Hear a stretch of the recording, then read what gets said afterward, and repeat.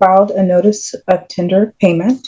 I'm challenging the jurisdiction. Actually, that's not correct. The file indicates that you submitted an affidavit of poverty. On the order, it did not specify how to pay. It was your obligation. Mr. Freehoff, please mute. Ma'am, I need to finish what I have to say. You cannot make a ruling over something that you don't know. I'm sorry, Ms. Ballard.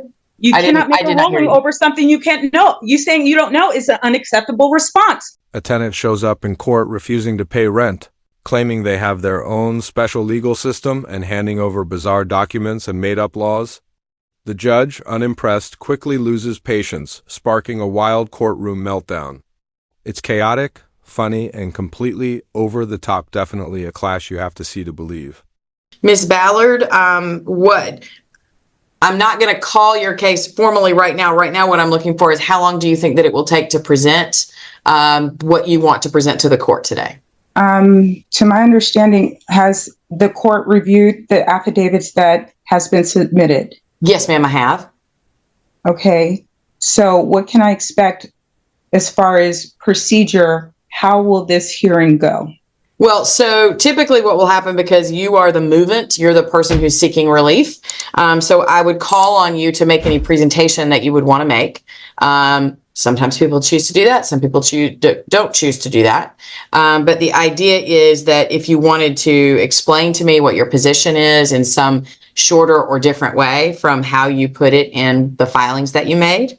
And then I would call on Ms. Akpati on behalf of her client to make a response. And then typically, because you're the movant, I would let you have the last word. And then sometimes I rule during the hearing. Sometimes I take it under advisement. It just depends on the circumstances. But if you wanted to make a presentation to outline verbally for me what you believe are the important issues, how long would that take? I'm not sure. To my understanding, with this hearing, I was under the understanding that the affidavits that have been presented are fully understood, and that based on what I have submitted, that there would be a proper decision and ruling. Okay, so I'm interpreting that, Ms. Ballard, as you wanting to rest on the materials that you've sent, and that's perfectly fine.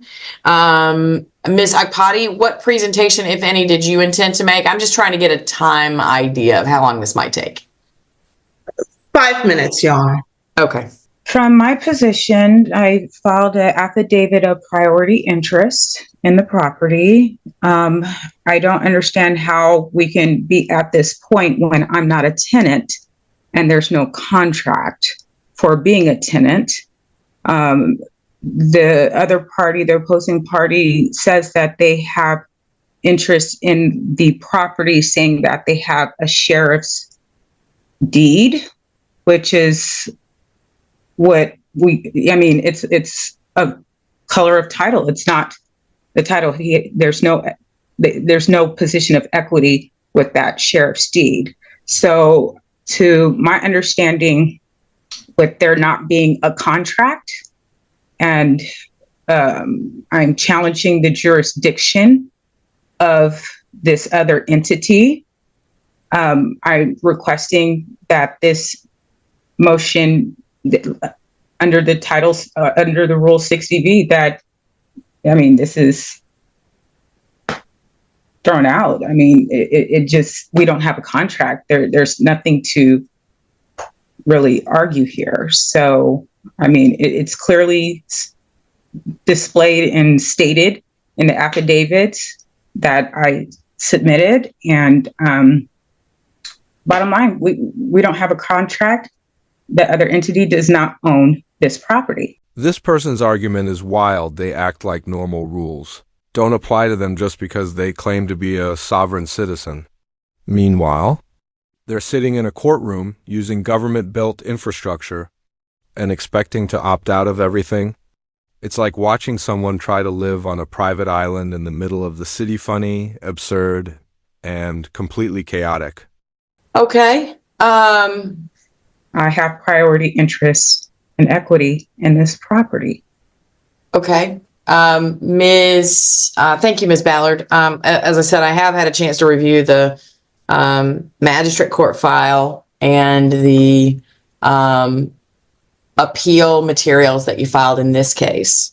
One question I did have, Ms. Ballard, is that part of the order that was entered against you, which you are challenging here, right? That the magistrate judges, the purpose of this action is because the magistrate judge entered an order that said that you were not entitled to possession, and that and you're challenging that order. And I understand that part. But part of the order also requires that for you to challenge it, you're required to make some payment into the registry of the court. And my looking at the system, I don't see that any payments have been made. I think that that's part of Ms. Akpati's argument in a brief that she filed a couple of days ago, that you have not made a payment into the registry of the court to preserve your appeal rights. Can you tell me about that? If you have made a payment, and maybe I just don't have it in my system, or if you haven't made a payment, can you tell me the basis for that? I have. They did not ask for rent. They didn't put in an affidavit to ask for rent. So, and there's no contract. But I have paid into the court of registry. The paperwork is there. Can you tell me how much you paid into the court registry? All of it. It's on a continuous basis until this matter is resolved. The last month and the remaining balance, everything is in compliance with the order from Magistrate Judge Brooks. Ms. Akpati? Your Honor, just to get straight to the point, no payment has been made. I did call the court this morning, and there has been no payment made. So if Ms. Ballard is saying that she has made the payment, could she provide to the court some form of evidence showing that she's made the payment? Because, again, as of 15 minutes ago, no payment has been made, or the court is not aware of any payment being made. Yeah, I have looked in both the magistrate court file, which is often where those payments will go, and I've looked in this action, and the financial documents don't indicate that any payment has been made in either case, other than the original, I think, $103 filing fee that was paid by the defendant in the magistrate court. I don't see anything that indicates payment. I'm happy to follow up with the court because sometimes the clerk gets a little bit behind, but do you have any documentation regarding when you made those payments or the amount of the payment? It was a couple weeks ago when I filed it into the court of registry. Okay, what did you file? Did you file like a proof of payment, or what did you file? It is basically a money order. She tried to pay her rent with what she thought was sovereign citizen currency, like she'd hacked the system. Spoiler, it wasn't a real money order, probably more glitter than legal tender. Watching her hand that over with total confidence is equal parts hilarious and baffling. Newsflash, calling it currency doesn't make it count. I apologize. I need to take a brief break for something. Hold on just one moment. Okay, Ms. Akpati and Ms. Ballard, I apologize for that brief interruption. Okay, so where we are right now procedurally is that there is a dispossessory order that was entered by Judge Brooks on December the 7th.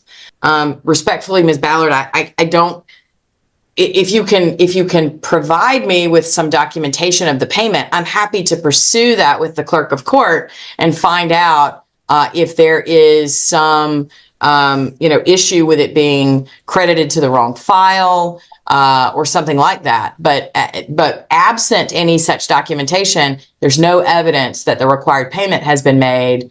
So I tendered a payment into the court of registry. If my payment was not accepted, I would not have received a case number for this case right now. The payment was accepted. It had to have been in order to get this case number. Actually, so I have to feel that. Actually, that's not correct. So the file indicates, Ms. Ballard, the file indicates that you submitted an affidavit of poverty, and that poverty affidavit was granted for the filing fee. So you didn't have to pay a filing fee to be able to open this case. Respectfully, I Yes, tendered a payment in the magistrate court. Right. Otherwise, I'm not questioning, Ms. Ballard, that you did. What I'm saying is I need some documentation of that payment because there's no such payment reflected in the magistrate court. And so if you have a receipt, if you have a copy of the money order, if you have even a bank transaction indicating where you withdrew that money from, or where you obtained the money order, that would be some information that I could then go to the clerk and say, hey, I've got a party telling me that they made a payment and there's no record of it. Can you help me find this payment and why there's no record of it? according to law, I tendered the payment, and I don't know if there's some type of mix-up between both courts, but I filed it in both courts. The tender payment is there respectfully. Otherwise, I would not have been able, they even said this has to be satisfied in order to get a new case number for this appeal. Ms. Ballard, I understand that. All I'm asking is, can you tell me what was the amount? When was the payment? Where did you get the money order from? That's the type of information that I would then be able to go to the clerk and confirm that information. And then they might be able to track the payment and figure out where it went if you made the payment. All right, can you hold one moment while I get the information? Thank you kindly. Yes, so let me just turn on my camera real quick. Okay, so Yes, ma'am. I filed a notice of tender payment into the courts, and She tried to pay her debt with something called tender payment. Basically a made-up money trick sovereign citizens swear by. It's like handing over monopoly money and expecting the court to nod along. Unsurprisingly, it doesn't work, just guarantees another court date and a lot of eye rolls from the judge. yeah, so to settle this account, I did file tender payment to the courts, and I'm sure you can see the affidavit in there, and it has proper endorsement. It's been properly endorsed, and if you like, I mean, Ms. Ballard, can you tell me the case number on that? Is it this case number 2023 CV 390-111, or is it the 23 ED 284322 case number? It's 23 ED 284322. Okay. Give me a moment to look in the file and see what I can locate. Okay. Give me just a second. Thank you. Okay. Thank you for your patience as I've sort of worked through this. Ms. Ballard, Ms. Akpati.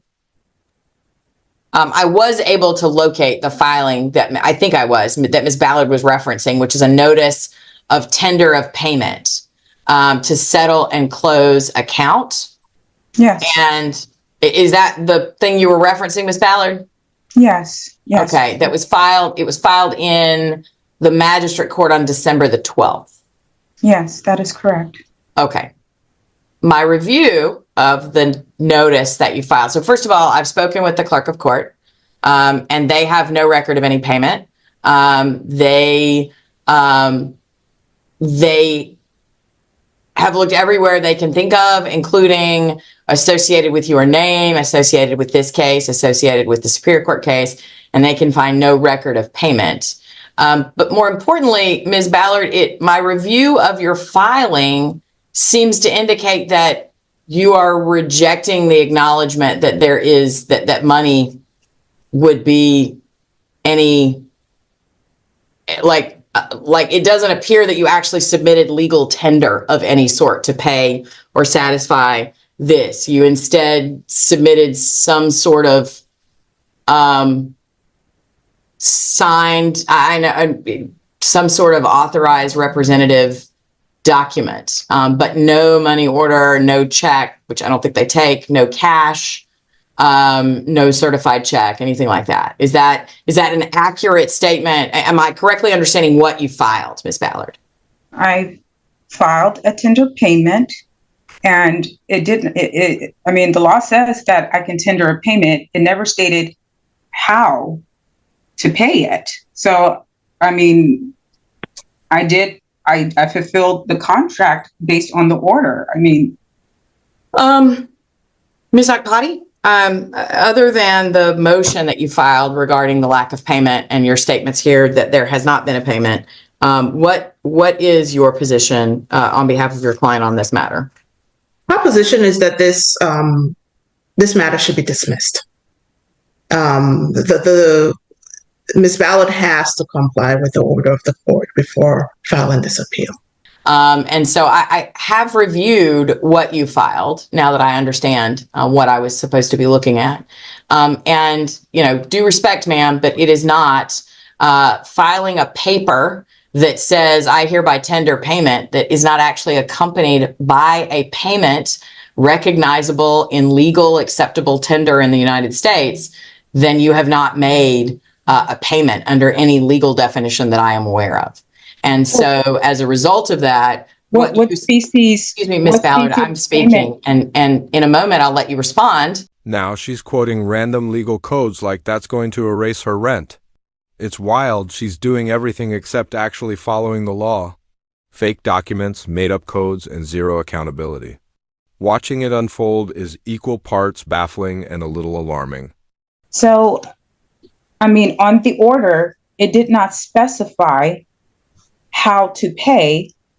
What species of payment is on there to pay? It was not specific. I'm sorry, are you saying it wasn't specific in amount or it wasn't specific in method?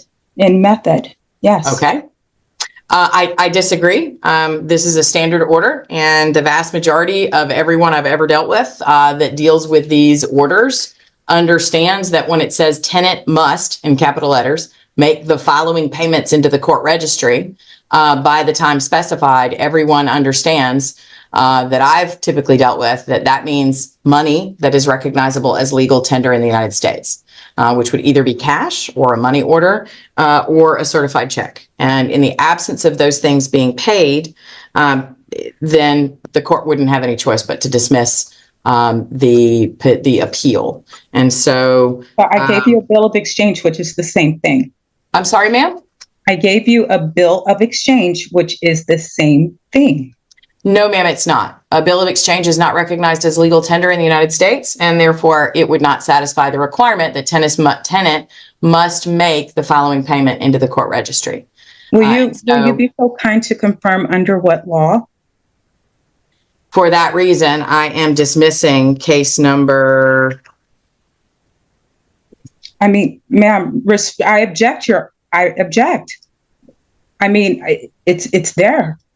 Under what law does it say that it is not a legal payment, a legal tender?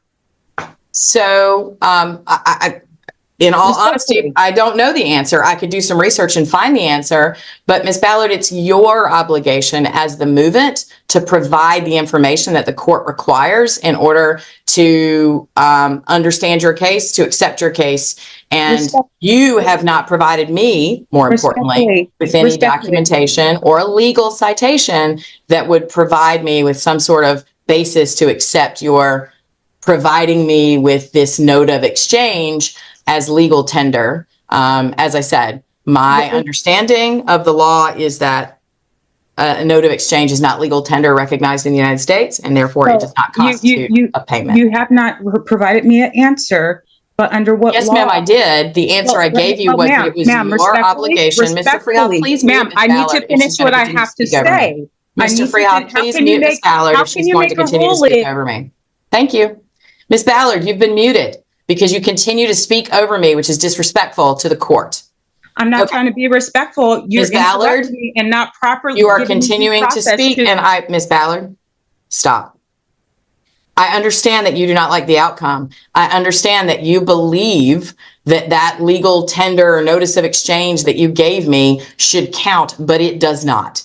The answer to this question is that the order that was entered says that tenant must make the following payments into the court registry, and there were no payments made into the court registry, and the filing that you submitted does not constitute a payment of legal tender into the court registry and does not constitute compliance with the order that you make a payment into the court registry. And therefore, the case is going to be dismissed. Case number 2023 CV 390111 will be dismissed for lack of payment. anything else that the parties need, Ms.